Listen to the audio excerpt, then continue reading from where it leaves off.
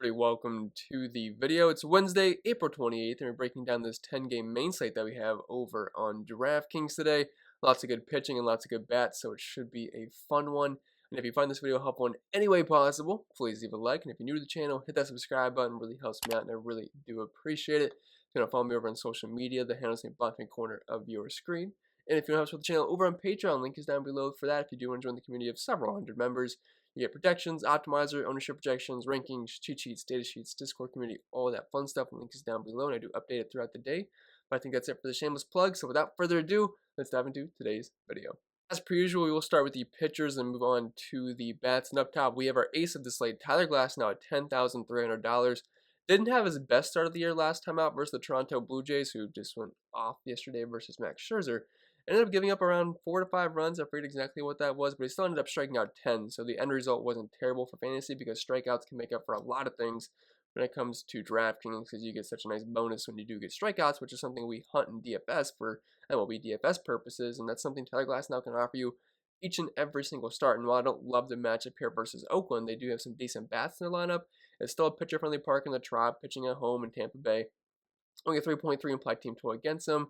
Decent favorite here, 61% chance for win, and an 8.5 K prop over in Vegas. And he's been good so far this year. I mean, besides that last start where he gave up several runs, he's been like flawless for the most part. And dating back to last season, in an 88 inning sample size, he's averaging about 90 pitches per game. I think we all know the fastball velocity is always going to be high with Glasnow. He can throw around 100 miles per hour, so you don't have to ever worry about him having, low velocity for the most part. I mean, some starts you can always come out and lose some velocity, which is usually going to hinder your upside. But I mean, Tyler Glasnow's a fireballer. 3.3 ERA, 2.64 xFIP, which is actually a lot better than his ERA. So he's actually getting a little bit unlucky in that category, as crazy as that sounds, when you have a 3.3 ERA, a 39% K rate, which is what we love for DFS purposes. I mean, he should be able to get close to 10 strikeouts in this matchup versus Oakland. The walks can always be an issue for him, but I think the upside kind of outweighs that. 14 Ks per 9 doesn't really give up much power or hard contact whatsoever. And we're looking at how the Ace have performed this season versus righties. Again, not my most favorite matchup in the world, only a 24.2% K rate. I say only, I mean, that's not terrible. It's actually kind of a decent spot there for Glasnow. It's just some other guys, or some other teams, I should say, are striking out a little bit more, and they're actually the lowest strikeout team compared to the other pitchers that we're going to talk about later on versus righties, but it's still fine. They're walking a lot. ISO is only 155 on base percentage above 300, well, but just below 399 WRC plus. So again, not a cakewalk matchup here, but as a pitcher-friendly park, and Tyler Glasnow is an elite level pitcher, and I always tend to give the advantage to pitchers over a decent matchup, like a decent offense, I should say. So definitely like Tyler Glasnow today, and I would assume a lot of people are going to end up on him in cash games, and I would not hate being with those people today. Carlos Rodon, $9,800, and a really soft matchup here versus Detroit. Giolito was kind of cruising for a while. Then once he hit the 7th inning, I mean, I think he got up to almost 120 pitches yesterday. He kind of fell apart, gave up 4 runs, I believe that's what it was. I believe he allowed a home run to Nico Goodrum. Is that who took him deep? Forget exactly, but yeah, ended up only scoring 16 fantasy points, which isn't really what you were looking at for at $9,500. But I guess relative to the other pitchers in the slate, maybe besides Christian Javier and Ian Anderson, I mean, that wasn't the worst thing in the world because Max Scherzer kind of got blown up a little bit, but pitching wasn't great yesterday. It was kind of a slate won by bats, and there was a lot of good offenses yesterday, but obviously if you had a couple pitchers that ended up having really strong games, it helped you because Jose Quintana ended up going -3 points. Aaron Sanchez didn't have the greatest game in the world, so yeah.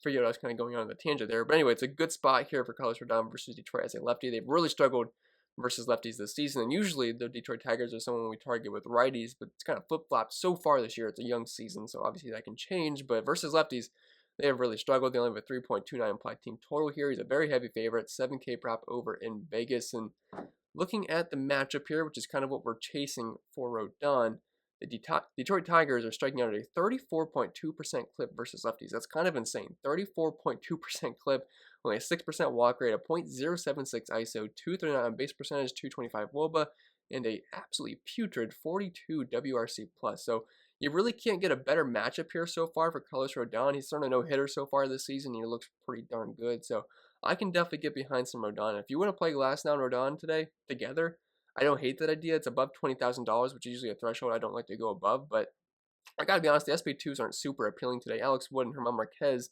while I do like their price points and I like their matchups, kinda, and their team totals aren't even above 4, which none of these team totals are above 4 for any of the pitchers we're talking about, so I think they're all very viable and very safe options. It's just, I'm not sure they have a ton of upside, but they are viable. But Rodon is in such a good spot, and I think Tyler Glass now can always get you 30-some points anytime he's on the mound. So decisions are going to have to be made. If we can find enough value to make it work, I would like to go that route. I'm just not sure if it's going to be viable yet, but I guess we'll have to see until lineups come out. Maybe we'll get a really cheap outfielder for $2,000 that makes some sense, or things like that. Zach Greinke, $9,400. I typically do not like playing Zach Greinke for DFS purposes because these days he's just not a big strikeout guy. He throws the ball slow, and I'm not sure how he doesn't get blown up every single start, but he just makes it work. He's a technician out there. Only a 22% K rate since last season, and about a 100 inning sample size. Only a 3% walk rate though, so he is pitching to contact. He typically produces a lot of soft contact. As you can see, he only has a 30.5% hard contact rate, and the thing we're kind of chasing here is the matchup versus Seattle. Last time we played against them, I believe it was 2 starts ago, he ended up having 31 fantasy points, and I would imagine the Houston Astros can get him in line for a win here, so I think there's a lot of win equity for Zach Greinke. In the matchup versus the Mariners as a righty, striking out at 25% clip, 8% walk rate, low ISO, on base percentage close to 300, which I don't love. WOBA 291, 93 WRC plus, so kind of a so-so spot here. They do strike out more so versus lefties, but for $400 more, I'd much rather get the Rodon because there's just so much more strikeout upside because he's at a 28% clip since last season, again, smaller sample size, and he does walk more guys, but I would much rather get to Rodon, but I have no issues with Zach Greinke. 6K prop over in Vegas, which is only one below Rodon, 67% chance for a win, and a 3.4 implied team total against him. I do like the Astros tonight as an offense, so I would imagine they can get him in line for a win. So I think Greinke's a fine option. It's just I feel like he has lower upside compared to other guys that have massive strikeout potential. And then dropping down to our SP2s, you can play the other guys as SP2s as well, but if you want a cheaper one, Alex Wood, $8,300. He's made 2 starts this year. He went around 60 pitches in his first start, then his last start. Fantastic game. I think he threw 91 in that game, and he gets a good spot here versus the Rockies, who we can always target pitchers against whenever they are on the road. And we're in a pitcher-friendly park in San Francisco, and they only have a 3.1 total here. He's a nice favorite, 57% chance for a win, and a 5K prop over in Vegas. And since last season, only a 24 inning sample size, but 4.01 xFIP, 3.75 Sierra, 25% K rate, 7% walk rate, and a near 50% ground ball rate, and not really giving up hard contact at all. 24.6% hard contact rate. So I can get behind some Alex Wood here. And if we're looking at the Rockies splits versus lefties this season, not really striking out too much, but they're not walking either. 182 ISO, 335 on base percentage, 344 WOBA. So these numbers are actually overall pretty good. You got to keep in mind though, a lot of these games have been in Coors Field for them. So when you take them out of Coors Field, those numbers go way down. You don't have the specific splits on the screen for you, but I think you guys can believe me when I say they're a much worse team outside of Coors Field. And they played a lot of games in Coors so far this year. I don't have the exact number, but I feel like the majority of their games have been in Coors, which is obviously going to boost their offensive numbers up. So no concerns there. Vegas isn't either. Only 3.1 total, which is, I believe, the lowest on the entire slate. So I can definitely get behind some Alex Wood.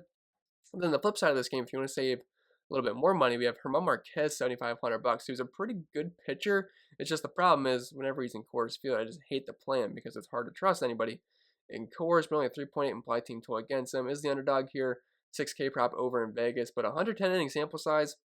Since last season, a 3.8 xFIP, which is respectable. Don't like the Sierra where that's at 4.31, but 22% K rate, 9% walk rate. I mean, not the most impressive numbers in the world. That's why he's not $10,000, but he's a guy that gets a lot of ground balls, 52.8% ground ball rate, only 26% fly balls. Well, not a little bit of hard contact. You got to keep in mind, though, a lot of these starts do come from Coors Field, which is going to hurt his numbers overall.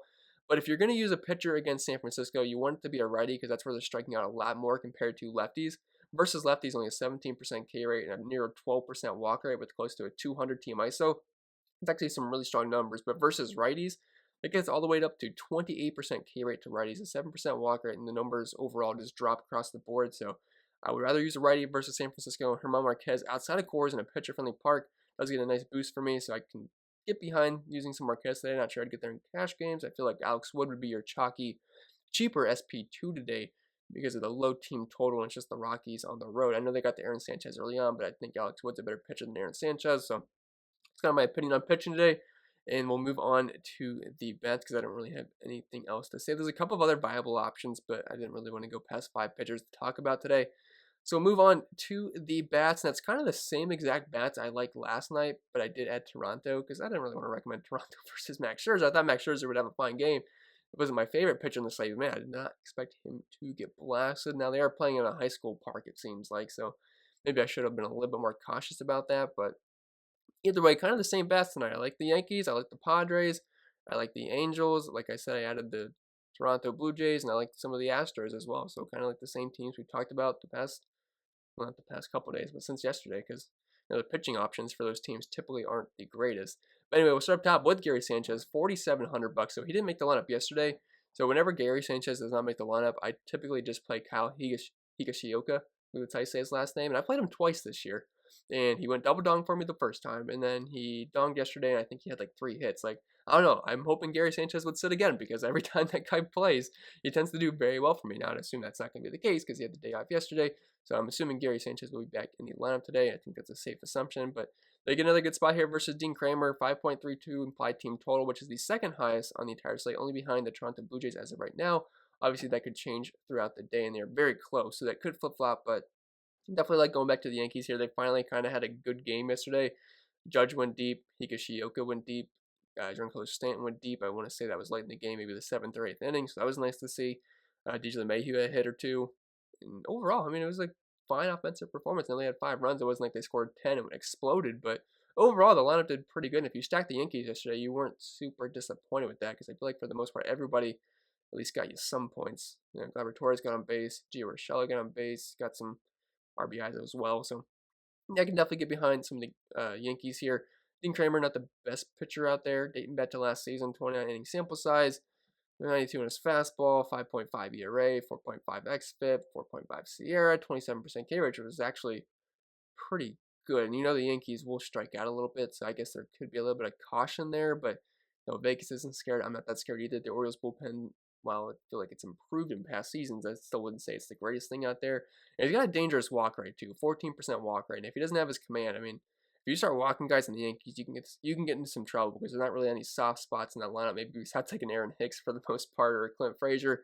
So yeah, I'm definitely back to stacking the Yankees today. Not really scared of Dean Kramer too much. And if he loses his command, he's got 0.342 WOBA, near 200 ISO given up. So there's definitely some upside here for these Yankees bats with as much power as they have. Plus, they're in Camden Yards, hitter-friendly park, and you get the guaranteed 9th inning at bats as well.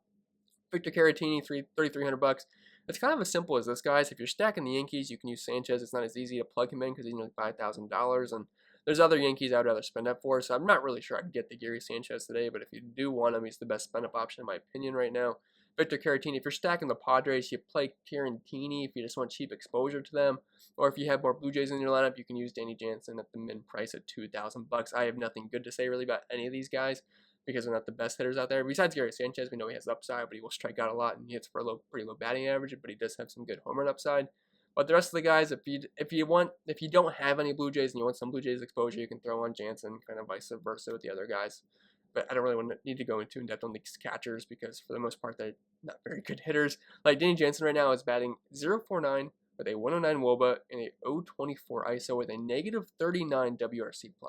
You're playing him just because of the price point and he kind of unlocks the rest of your roster. And plus I don't like making catcher an important position for the most part. So we'll drop down to first base. We have Vlad here at $5,700. He went triple dong yesterday, had that grand slam versus Max Scherzer, and I'm all about the Blue Jays, and no, I'm not chasing points here, even if they scored 0 runs yesterday, which you would have kind of thought they would be around that range going against Max Scherzer. Even if they scored 0 runs yesterday, I would always target anybody versus Eric Fetty. He's just not that good of a pitcher, doesn't really strike out many guys, pitches to contact, walks a lot of guys as well, and you can definitely target him. And now that we're in the hitter paradise, we'll call it baby Coors. I feel like it's baby Coors, man, because that's such a... If you look at it on TV, the stadium they're playing at in Florida, because they can't play in Canada right now because, all the COVID stuff, it's like a Little League park, it looks like. So it's definitely a hitter's paradise, and I want all the bats on the Blue Jays if I can get on it. I know they're super expensive, and I feel like, I know this game happened, I know the pricing came out before the game happened, but man, they really priced up Vlad here, $5,700. But if you're stacking the Blue Jays, he's got some of the most upside there. It's just you're going to have to really make it a point to get him in your lineup because that's really, really expensive. And I would rather play Tellez personally. If you're playing cash today, you're going to see a lot more ownership on Tellez because it's a lot easier to get him in. Plus, he's batting cleanup, so it's like, why not go there and save $2,300? So I like Vlad in tournaments because everyone's going to go Tellez, and you can't play both those guys. But if cash games, I'm going to lean Tellez there. But you can definitely use all the Blue Jays you want. They have the highest team total here at 5.36. And so far this season, Vlad, he's got a 360 batting average, a WOBA just shy of 500, 333 ISO, 228 WRC plus. Obviously, yesterday going to boost some of these power numbers up, but it happens, so you have to count him. And Danny Jansen, not Danny Jansen, Vlad Guerrero, man, absolutely smashed. Just only a 14% K rate on the season, close to a 20% walk rate. Some very good ratios there, so I can definitely play some Vlad today. Eric Fetty, looking back to last season, he's got a 5.15 Sierra, 16% K rate, double-digit walk rate. It's got some really bad ratios there, really good ratios if you're looking at it from a offense perspective using batters against him, but not a good pitcher. You can use all the Blue Jays you want today. Eric Hosmer, $4,300. The Padres kind of sucked yesterday. I really like the spot versus Merrill Kelly, but it just nothing really happened. Tatis had that one at bat where he went like 11 pitches and just kept fighting off pitchers. I thought he was going to just take him deep after a while. It didn't happen because he was getting a lot of hard hit foul balls there, but I like going back to the Padres. I feel like they're not going to have a ton of ownership because everyone's going to want to go Blue Jays today. The Yankees are another good spot, and the Padres with their lower implied team total compared to the rest of the field. Just kind of makes sense that they'd be a lower owned stack today, but I like their price points. Hosmer seems a bit too cheap for a guy that's batting 315 this season. Woba around 370, WRC plus of 136. I know those numbers look kind of tiny versus Vlad, but still very respectable numbers, and he's $1,400 cheaper. So if you are stacking the Padres, Hosmer makes sense. I think he's a fine cash game play, but it's going to be hard to pass up Tellez in cash, to be honest, today. And Tellez, $3,400 here. I kind of already talked about him 20 times, so I don't really have to go over that again. His numbers this season are great, 183 batting average with a 218 WOBA, but if he's batting cleanup for the top team in the slate today in that park versus Eric Fetty, it's going to be really hard to pass that up. Dropping out of second base, we have Rougned Odor, $3,500. Looks like a good position to save some money on, and I'm thinking the double spend-up pitcher today might work, because if we play the Rowdy Tellez in cash, maybe we play one of these cheap second basemen, and then even if we go to Gio Urshela or Cavan Biggio, we're not using that much salary, and assuming we can just play in a value outfielder somewhere, you can probably fit in a couple spend-up guys and go double pitcher and have a good lineup today. So it's not out of the equation once you look at how roster construction is going to work, because I don't really love spending up for any of the super big second baseman, and if you're not paying up for Vlad, you're getting a cheap first base guy for the most part, so it's definitely viable today. But anyway, Rougned Odor, so last time we faced a righty, he batted cleanup, and if they do that again, I will be definitely interested, because I like all the Yankees today, and so far this season, Rougned Odor is a guy that typically strikes out a lot, but he's only got a 15% K rate this year with an ISO close to 200, so $3,500 for one of the best teams on the entire slate, batting cleanup. I think he's definitely a fine option there, high fly ball rate as well. And dropping down to, well, not dropping down to second base, but dropping down to the other second baseman that we have, Jake Cronenworth, $3,500, also eligible at shortstop, so that could always boost your ownership when you have dual position eligibility, but he's kind of a guy that just covers a lot of the plate, doesn't really strike out too much, makes a lot of contact. Taylor Widener, not a pitcher I would fear by any means. I would say it's a park upgrade going to Chase Field compared to Petco, so Padres have that working in their favor as well. But Cronenworth going against a righty last season, I think he batted like 320 versus righties this season. So far, batting average down to 253, but again, young season. He's probably not going to hit as well as he did last season. I mean, that might have been a little overinflated, but I still like Cronenworth. I think he's a fine play. David Fletcher, $3,000. So I've been stacking the Angels a lot recently. I'm not sure I'm going to go there today just because I feel like there's better offenses. Dane Dunning's the pitcher I don't hate as a pitcher. Like, I don't want to pick on him, but I don't want to not pick on him. So he's kind of like right in the middle. I think he's actually a pretty respectable pitcher. So I'm not really loving the Angels today. There's a couple of guys I like for their price points, like David Fletcher, like Shohei Otani, but I'm probably not going to get up to Trout today. I feel like I'd rather spend it for a Judge, even a Brantley and Alvarez or a Tatis, guys like that. So not loving the Angels, but they do have a team total close to 5, and it's a fine park for hitting in Texas. And so far this season, David Fletcher, while he kind of started off slow, he's kind of getting a little bit better. Only 10% K rate this season, not really walking at all. Only a 2.9% walk rate, which I don't really like. And he's getting a lot of ground balls, but the batting average is coming up. $3,000 for a team that's not the worst stack on the slate. I think he's fine just because of the price point. But I'm probably going to get to Odor as long as he's batting in a good spot in the order today. Dropping on third base, Manny Machado, $4,900. If you're stacking the Padres, I like getting Manny in there, but I'm not sure I'd go there in cash games because of the price point. But he's fine versus both lefties and righties. It's just, if it was a lefty on the mound, I'd be much more inclined to play Manny Machado, but I think he's fine in full stacks if you are stacking the Padres up. Cavan Biggio, $4,200. I can see him being very popular today. You get the lefty on righty matchup versus Eric Fetty, leading off for pretty much the best team on the slate. There's a couple of teams that are interchangeable here, like the Yankees. You can throw the Padres up there as well, but I think it's the Yankees and Blue Jays as the top dogs today. So, I mean, I could see people going Biggio, or they can save $1,000 and go with Gio Urshela, who's going to be hit in the middle of the order. So there's a lot of RBI opportunity. and he's only $3,200. He is dirt cheap for a Yankee hitting in the middle of the order, kind of like Rougned Odor. So I would assume the majority of people either go Biggio or Urshela today, but so far this season, Urshela hasn't been terrible. 440 slugging, 112 WRC plus, 173 ISO, 267 batting average. I prefer him versus a lefty, obviously, but I still think he's fine because of the price point. If they can get the Kramer early on, I mean, bullpen's not that great in my opinion. And going down to shortstop, we have Bo Bichette. It's probably going to be a good spend-up option or position today, unless you go Gleyber Torres, but even then he's $4,000. It's not like you're really saving too much money. But Bo Bichette, I like all the Blue Jays today. He's just very expensive at nearly $6,000. We're talking Mike Trout range, which always feels a little bit weird to pay like $6,000 for a guy like Bo Bichette when you can get Mike Trout at a similar price point. But so far this season, batting average hasn't been great, 2-for-10 batting average, but an ISO above 210, 460 slugging, 110 WRC plus. I think Bichette is fine if you're stacking the Blue Jays. Tatis, $5,600. I like him if you're stacking the Padres. It's kind of as simple as that, guys. Like, I don't have strong leans on Tatis or Bichette. Like, if you have more Blue Jays in the lineup, get Bichette in just to get more correlation. If you have more Padres, play Tatis because he's the best player in the Padres. It's kind of a simple as that. Great versus righties, great versus lefties. So far this season, over at 400 WOBA, 377 ISO, and a 623 slugging. So yeah, no issues with Tatis. Shoulder issue seems to not really be a factor for him. Then Gleyber Torres, if you just want a cheaper Yankee that hits close to the middle of the lineup, more so in the bottom half, but still, I know he's facing a righty. I'd prefer him versus a lefty, but it's still, I like all the Yankees today, and the price point's fair. Then dropping out of the outfield, we have Aaron Judge, $5,600. He went deep last night. I thought he was going to go deep again, but he just missed a pitch. I think it was a changeup. It looked like he was going to smash it, but he just missed it. But I like all the Yankees. I can't really keep saying that, so I don't want to sound annoying, but you guys get the idea. So far this year, 154 WRC plus, ISO at 237, 500 slugging, 388 on base percentage. Yeah, I like Aaron Judge. I like the Yankee stack today. Michael Brantley, Jordan Alvarez, very similar plays, very similar price points, but both lefty outfielders for the Houston Astros. Going up against Justin Dunn, who can struggle versus left-handed bats. And both these guys have been fantastic so far this season. Michael Brantley especially, he's batting 340 this year with a 400 WOBA and a 234 WRC plus, and those numbers are even better specifically to righties. Same goes for Jordan Alvarez, kind of similar numbers to Brantley, just a little bit kind of lagging behind, but even then they're still very solid numbers, so nothing you should complain about. Batting above 300 this season in a 76 76 plate appearance sample size. I just don't like their price points. I wish they were in the 4K range like they were a while back, but unfortunately that's not the case because they've been playing super well. But I do like both these guys quite a bit if you are stacking the Astros, and I would imagine they're going to be pretty contrarian today because I would feel like people would rather play the Padres because they're a little bit cheaper. People are going to play the Blue Jays, people are going to play the Yankees, and people might play the Angels today. I mean, obviously some people will. But I can't imagine the ownership's going to be too crazy, but you know, they're in a very good spot. They have a team total above 5 here, and Justin Dunn is not that great. Neither is that bullpen. Then Trent Grisham, $5,300. Again, I hate to keep sounding like I'm saying the same thing, but if you're stacking Padres, you play Grisham. If you're stacking Astros, you play the Astros outfielders, and if you're playing the Yankees, you stack the Yankees outfields. It's simple as that, but Trent Grisham has been good this year, batting close to 300, 34 WOBA, led the game off yesterday with a double, and Taylor Widener, it's not a great pitcher. I don't think we went over Widener's stats, but they're pretty pedestrian for the most part.